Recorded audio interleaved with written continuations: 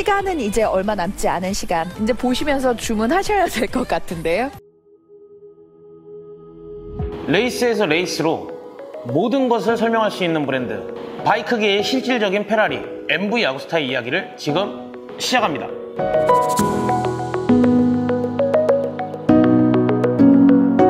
이태리에 한 백작이 있었는데 그의 이름은 지오반니 아구스타. 이분이 1907년 사마레티에 위치한 카스치나 코스타에 항공사를 세우는데요. 그 항공사의 이름이 아구스타, 우리가 아는 MV 아구스타의 엄마라고 할 수 있죠. 때는 세계 1차 대전, 역시나 이 항공사도 전투기와 정찰기를 만들어 납품하여 돈을 법니다. 세월이 지나 1927년 아구스타 항공사는 1차 세계대전이 종료되고 항공기 수요가 적어지자 위기를 맞이하는데, 때마침 나이가 찬 아구스타 백작도 돌아가시고 그의 아들 도메니코 아구스타 백작이 경영권을 물려받게 됩니다. 이때 이태리는 모터사이클 수요가 굉장히 증가할 시점이었어요. 이제 여러분이 아시는 BMW도 차보단 오토바이의 역사가 20년이나 더 기니까 이 시절을 아마 대변하는 사례이기도 하고, 자동차는 정말 부자들만 타는 이동수단이라 지금의 동남아만큼 유럽도 이륜차가 바글거리던 시절이었거든요. 이때 도메니코 아구스타가 모터사이클에 꽂혀서 사업을 확장하기 시작합니다. 시제품으로 나온 게 98cc 2단 트랜스미션의 스피클러치가 달린 바이크였어요. 하지만 1943년 2차 세계대전의 독일군이 하필 여길 치는 겁니다.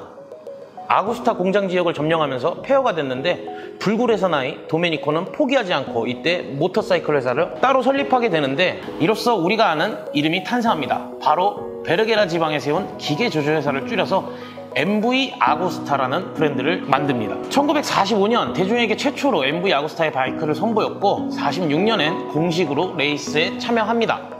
오토바이를 만들자마자 레이스에 참여했는데 첫 시도부터 아주 어마어마합니다. 라스페지아 서킷에서 첫 번째로 우승을 하고, 그해 11월 몬자 서킷에서 MV 아구스타 소속의 모든 라이더가 포디움에 올라섭니다.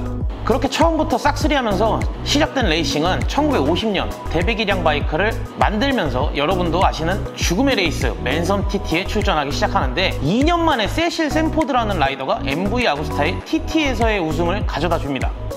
이렇게 되면 느낌 아시죠? 모터사이클에 환장하는 사람들은 대부분의 사람들도 레이스에도 환자일 텐데, 당연히 MV 아구스타에 꽂혔고 어머 이건 사야 해 시전해버리니까 MV 아구스타 창사 이래 누적 판매량 2만 대를 넘기는 영광을 가져갑니다.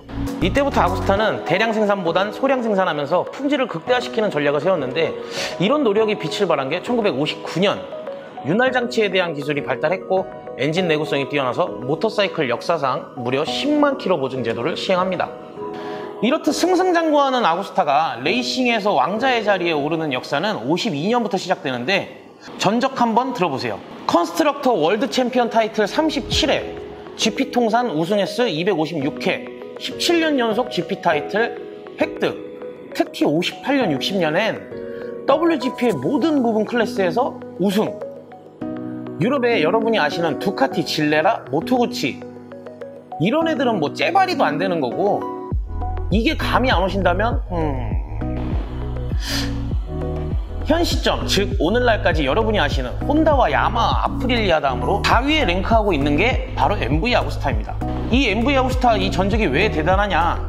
아구스타는 76년을 마지막으로 레이스에 나온 적이 없어요. 얼마나 대단한 거냐면, 지금까지 했던 레이싱이랑 그들이 과거에 했던 레이싱의 기록을 합쳤을 때 순위가 4위라는 거예요. 그거 얼마나 대단한 거야. 레이스 참가한 횟수만 3,000회나 되니까 레이싱하면 당연히 뺄 수 없는 브랜드라 생각합니다. 아구스타 F3 모델 보면 아고라는 모델이 있어요. 지금 여기 사진 보시면 아고, 이게 바로 F3 아고 모델인데, 이 아고라는 명칭이 어디서 온 거냐면 바로 이 MV 아구스타의 라이더 이름에서 따오게 됩니다. 이 선수가 어떤 선수냐? MV 아구스타에 있어서도 역사에서 절대 빼놓을 수 없는 선수입니다. 66년부터 73년까지 연속으로 챔피언 타이틀을 획득했고, 총 122회나 우승을 하며 TT 레이스에선 무려 10회나 우승한 선수입니다. 이 사람 이름이 바로 지아코모 아고스티니. MV가 이 아저씨 데려다가 모터사이클 개발에 참여시켰는데, 그게 바로 3기통 라인업, 당시엔 350cc랑 500cc를 만들어내게 돼요. 이로써 MV는 2, 3, 4기통 모두를 양산하는 모터사이클 회사가 됩니다. 이렇듯 상위 브랜드로 자리매김이 될 즈음 1971년 이 도메니코 아저씨도 아버지를 따라 하늘로 가셨고, 마땅한 경영자도 없는 마당에 이 시대가 어떤 시대냐? 이제 자동차의 기술 발전으로 대중화가 되기 시작하는데 뭐 전에 이제 동남아처럼 유럽도 바이크가 드글거렸다 그랬잖아요. 이제 유럽에서 자동차나 이런 게 대량 생산화가 되면서 단가도 많이 내려가니까 이 자동차가 발전하기 시작해요. 그러면서 유럽에선 당연히 모터사이클 산업 전체가 태조를 그리기 시작하는데 당연히 아구스타도 자금난에 허덕일 때라 76년 8월 니버그링 서킷에서 열린 WGP 시합을 마지막으로 레이스에서 떠나게 되는데 여기서 말로 표현이 어렵긴 한데 그냥 개간지납니다. 마지막 시합까지도 우승을 거머쥐었고 마지막 인터뷰에서 이런 말을 해요.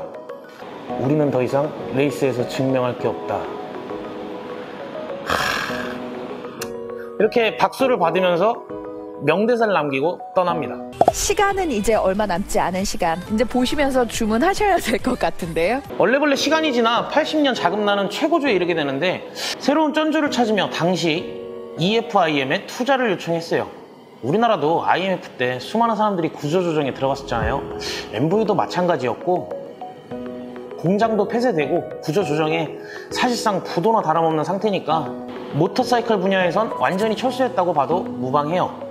하지만 아구스타는 여전히 항공기는 만들고 있었고 그건 그나마 잘 팔리는 거라 얘네들 투자자가 항공 쪽으로만 밀었다고 보시면 돼요. 그 당시에 86년이 돼서야 이태리 전역에 MV 아구스타의 엔진이며 레이싱에 관련된 모든 자료를 매각한다는 기사가 나오는데요. 이태리 내 모든 저널리스트들이 이태리 정부가 나서서 이런 국가적 문화유산의 가치를 지닌 기업을 보호하자고 목소리를 높였는데도 불구하고 팔려갑니다. 헐. 최종적으로 카스치나 코스타의 MV 아구스타 공장은 문을 닫고 영광스러운 과거와 유산은 뿔뿔이 흩어지게 되는 비운의 운명을 맞이하게 됩니다. 여러분, MV 아구스타가 어떤 브랜드였는지 감이 오시죠? 하지만 이렇게 끝난다면 지금의 MV 오너들은 사실 없을 텐데 어떻게 이들이 다시 복귀하는지는 다음 편을 기대해 주세요. 감사합니다.